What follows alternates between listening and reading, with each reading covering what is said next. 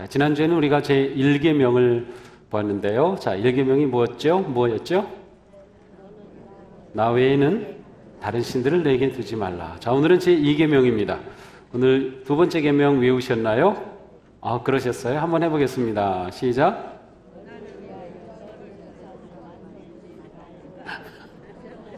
왜 이렇게 중얼중얼하세요? 못 외우시면 이거 꺼내서 보셔도 괜찮아요. 네. 너를 위하여 새긴 운상을 만들지 말고 또 위로 하늘에 있는 것이나 아래로 땅에 있는 것이나 땅 아래 물속에 있는 것에 어떤 형상도 만들지 말며 그것들에게 절하지 말라. 나 내 하나님 여호와는 질투하는 하나님인즉 나를 미워하는 자의 죄를 갚되 아버지로부터 3, 4대까지 이르게 하거니와 나를 사랑하고 내 계명을 지키는 자에게는 1000대까지 은혜를 베푸느니라. 네. 다 외우셔야 합니다. 네, 적어도 여기 나온 것 정도는 외우셔야 돼요. 요약해 놓은 것 정도는. 자, 오늘은 두 번째 계명인데요. 지난주에는 우리가 첫 번째 계명을 보면서 나 외에는 다른 신들을 내게 두지 말라. 오직 하나님만이 우리에게 참된 신이시다. 하나님은 다른 어떤 신들과 비교하여서 더 크시거나 더 위대하시거나가 아니라 유일하신 우리에게 오직 하나님밖에 없습니다. 그래서 하나님과 우리 사이에는 아무것도 가리는 것이 없는 하나님만 우리 삶에 보이는 그러한 독보적인, 독자적인 북한 사람들이 하는 거로 치면 최대 존엄은 오직 하나님밖에 없다라고 하는 그러한 계명이었습니다. 자, 오늘 두 번째 계명은 우상을 만들어서 새기지 말라라고 하는 그러한 계명입니다. 너를 위하여 새긴 우상을 만들지 말고. 자, 우상을 새기는 것은 어떻게 보면 사람들이 가지고 있는 자연스러운 그러한 신앙적 표현입니다. 우리도 하나님을 섬기면서 또 하나님을 사랑하면서 점점 신앙이 깊어질수록 하나님을 더 가까이 하기를 원하고 하나님을 알기를 원하고 하나님과 함께 하기를 원합니다. 그러면서 우리 삶에는 무엇인가 가까이 계신 하나님을 내가 확신할 수 있는, 경험할 수 있는 어떤 무엇을 갖기를 원합니다. 어떤 분들은 십자가를 만들어서 이렇게 가지고 다니고 지니고 다니며 또 차에도 걸어 놓기도 합니다. 집안에도 십자가를 만들어서 걸어 놓기도 합니다. 그것은 자연스러운 어떤 신앙의 모습입니다. 우리 기독교뿐만 아니라 다른 모든 종교는 그들이 신앙을 어떤 모양으로 만들기를 좋아합니다. 그것은 사람의 자연스러운 그러한 성향이고 또 그러한 신앙의 결과인 것 같아요. 그래서 아예 그들이 섬기는 신의 모양을 만들어 놓고 그것에 절하고 그 앞에서 모든 그러한 종교적인 행위를 합니다. 그런데 하나님께서는 아무것도 새긴 우상을 아무것도 만들지 말라는 거예요. 어떠한 모양으로도 만들지 말라는 겁니다. 하늘에 있는 것이나 땅에 있는 것이나 심지어 땅 아래 물속에 있는 것의 그 어떤 형상으로도 만들지 말라. 자, 어떤 형상도 만들지 말라고 하는 이 형상 금지 명령은 그러면 하나님의 형상을 만들지 말라는 것일까요? 아니면 다른 신의 형상을 만들지 말라는 것일까요? 아니면 아예 형상 자체를 만들지 말라는 것일까요? 셋 중에 어떤 의미를 가지고 있을까요? 자, 일단 세 번째, 아무런 형상도 만들지 말라. 이것은 좀 우리가 생각해 보면 적용하기가 좀 어렵습니다. 그러면 예술가들, 조각가들 있죠. 조각가들은 그런 직업을 가지면 안 됩니다. 아무런 형상도 만들지 말아야 하기 때문에. 그것은 아닌 것 같아요. 그러니까 우리가 살아가면서 필요한 어떤 물건을 만들기도 하고 형상을 만들기도 하고 인형도 만들고 그런 살아가면서 필요한 것들을 우리가 만듭니다. 삶을 위한 소품도 만들며 이러한 것을 금하시는 것은 아니다. 만약 이렇게 우리가 적용한다면 손으로 만든 모든 형상 자체는 보여서는 안 되죠. 그럼 두 가지 중에 하나일 겁니다. 하나님의 형상을 만들지 말라, 아니면 다른 신들의 형상을 만들지 말라. 근데 사실 두 번째 계명은 이 두 가지를 다 포함하고 있습니다. 그렇지만 강조점은 하나님의 형상을 만들지 말라에 있습니다. 하나님을 어떤 형상으로 만들지 말라는 것입니다. 출애굽기 20장 23절에 이렇게 말씀합니다. 너희는 나를 비겨서 은으로나 금으로나 너희를 위하여 신상을 만들지 말라. 하나님을 어떤 모양으로 만들지 말라고 말씀합니다. 신명기 4장 15절에서는 여호와께서 호렙산 불길 중에 너희에게 말씀하시던 날에 너희가 어떤 형상도 보지 못하였은즉 너희는 깊이 삼가라. 형상 만드는 것을 삼가라. 하나님을 어떤 형상으로 만드는 것을 삼가라고 말씀합니다. 그러고 보니까 하나님은 이스라엘 백성들에게 단 한 번도 어떤 형상으로 보이신 적이 없어요. 그들이 살고 있던 이 애굽 땅에, 이집트에 모세가 와서 하나님께서 나를 보냈다, 너희를 구하라고 하신다 하면서 이스라엘 백성들을 그 땅에서 인도하여 낼 때에도, 그 땅에 10가지 재앙이 내릴 때에도, 홍해가 갈라질 때에도 이스라엘 백성들은 한 번도 하나님의 형상을 본 적이 없어요. 하나님은 언제나 그들에게 나타나셨을 때 음성으로 말씀하시고 그들에게 그렇게 나타나셨지 형상을 보이시진 않았어요. 어떻게 보면 이것은 또한 우리 기독교 신앙의 좀 특별한 모습이기도 합니다.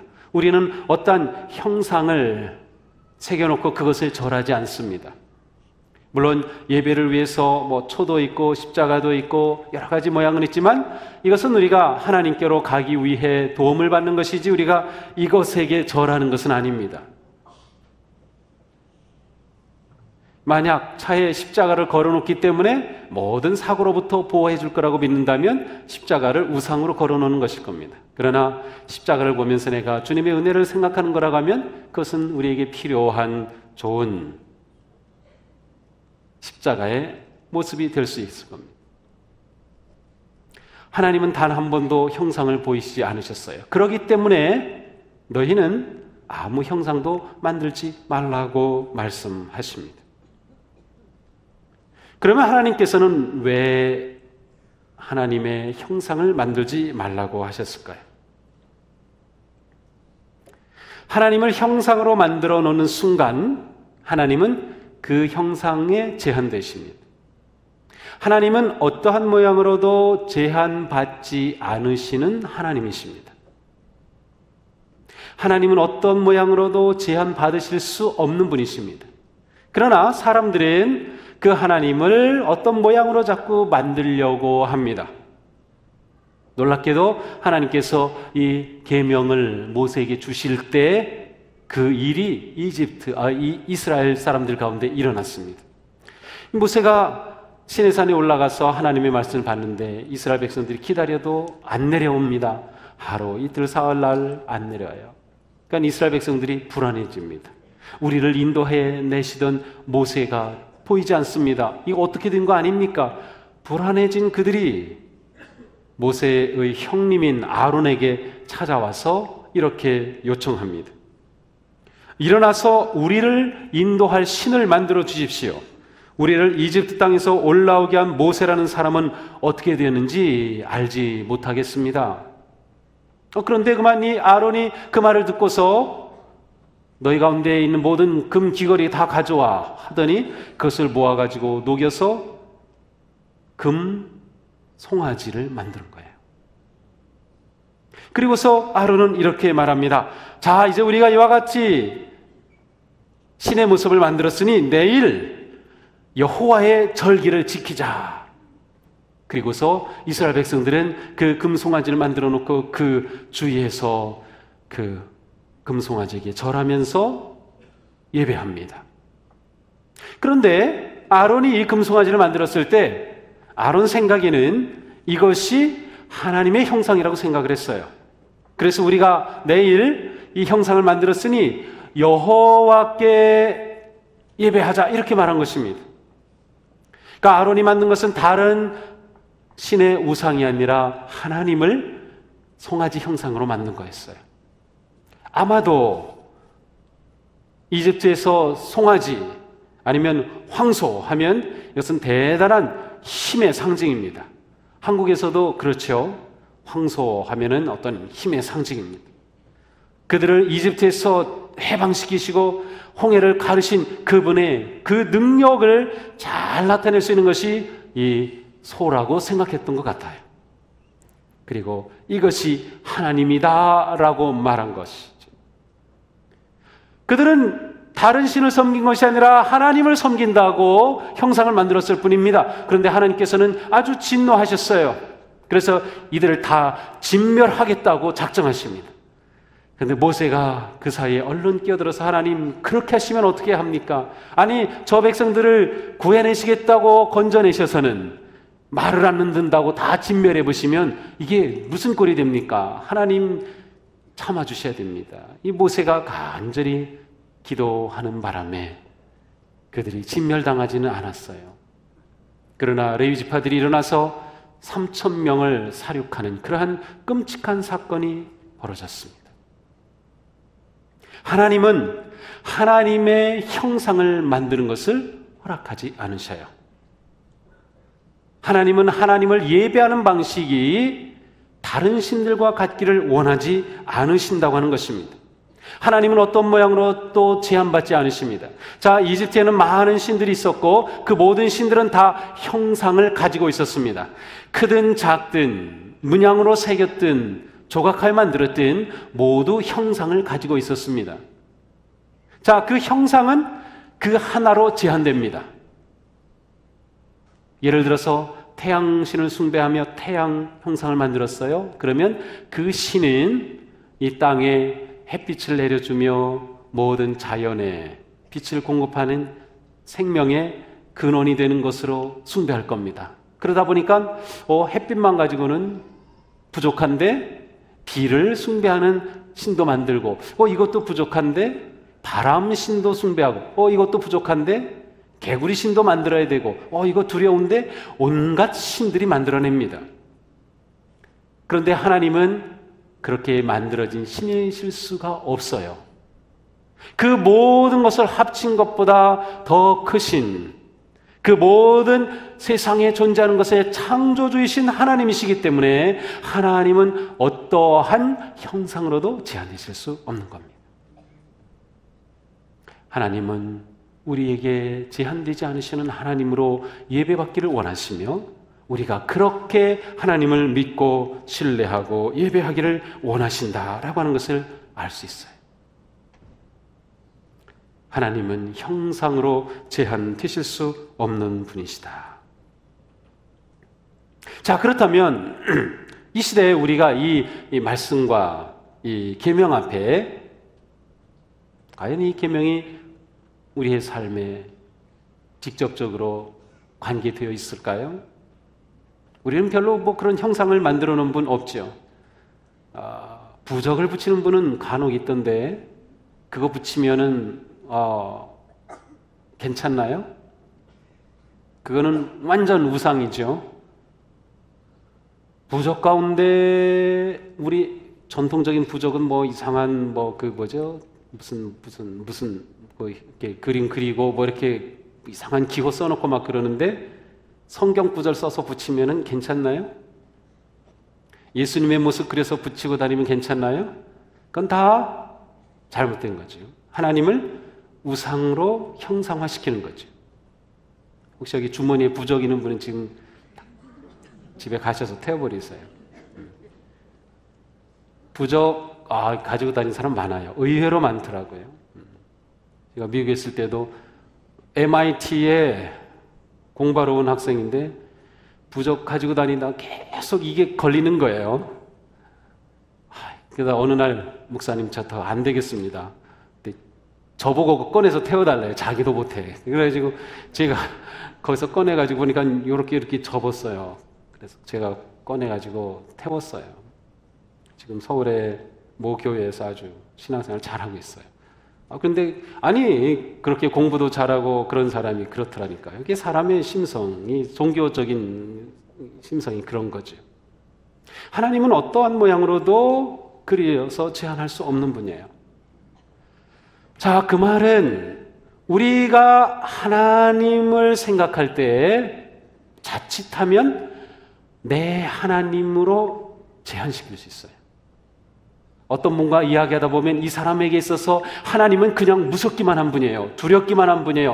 혼내기만 하는 분이에요. 그래서 이분은 하나님 앞에 나가서 아빠라고 부르기가 너무 힘들어요. 아버지라고 부르지 못하는 분도 있어요. 그분에게 하나님은 아주 제한된 무서운 하나님입니다. 또 어떤 분은 무조건 하나님은 다 무조건 사랑밖에 없어요.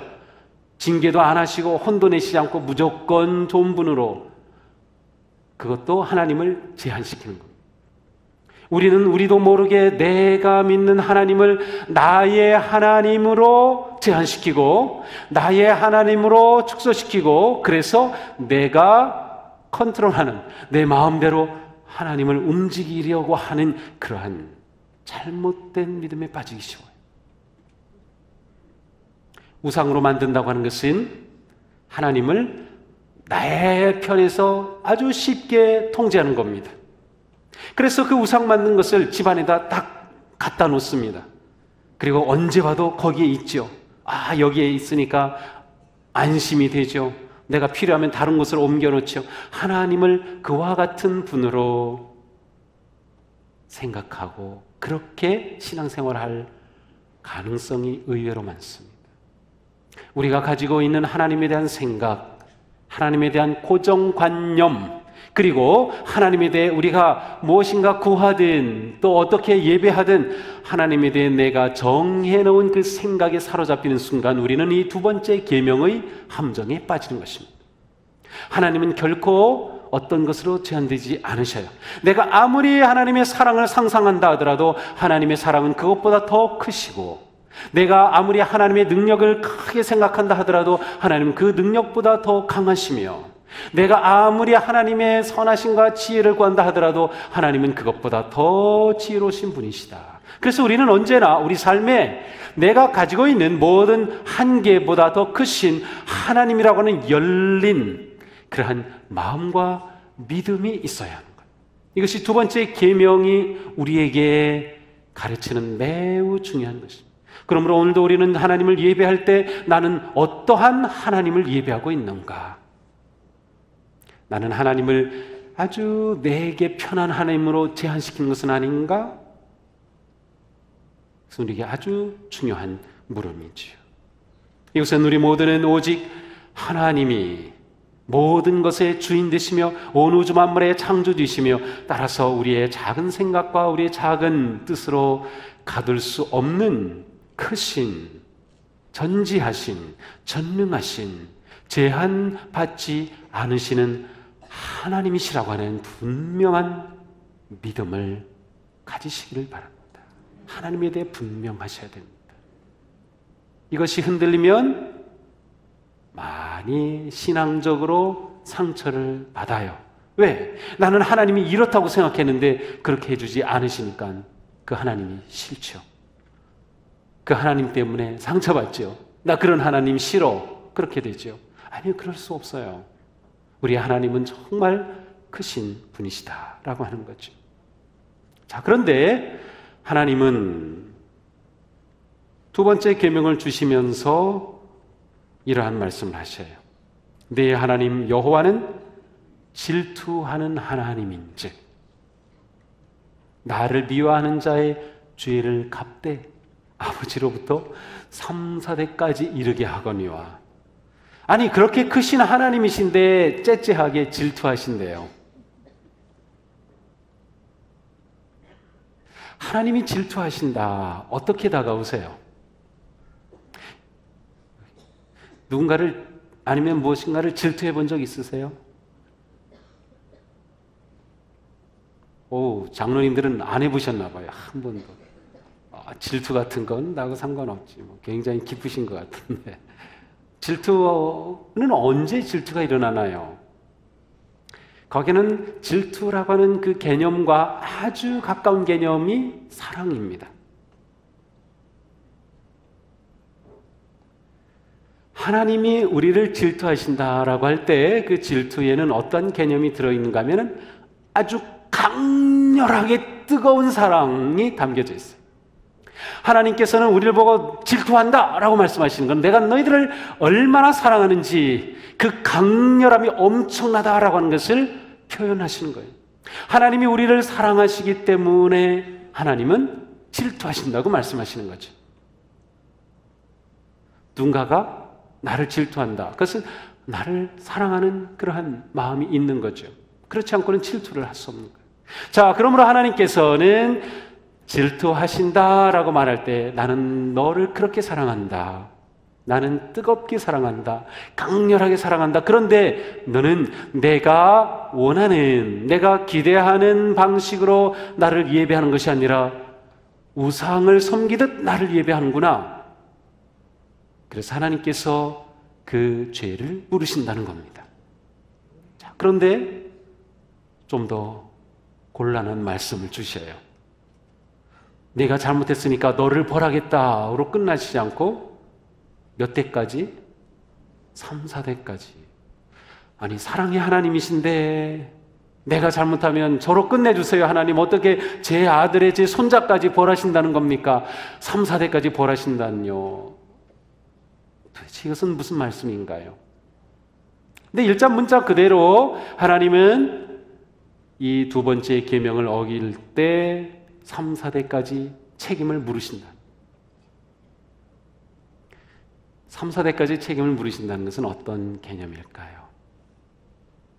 요즘은 많은 핵가족 시대이기 때문에 그냥 엄마, 아빠, 자녀가 가정인 그런 가정이 많아요. 또 요즘은 싱글로 사는 사람도 굉장히 많아요. 그런데 이 시대에 또 우리도 예전에는 그랬죠. 지금도 그런 가정들이 덜어 있지만 3, 4대가 함께 살았습니다.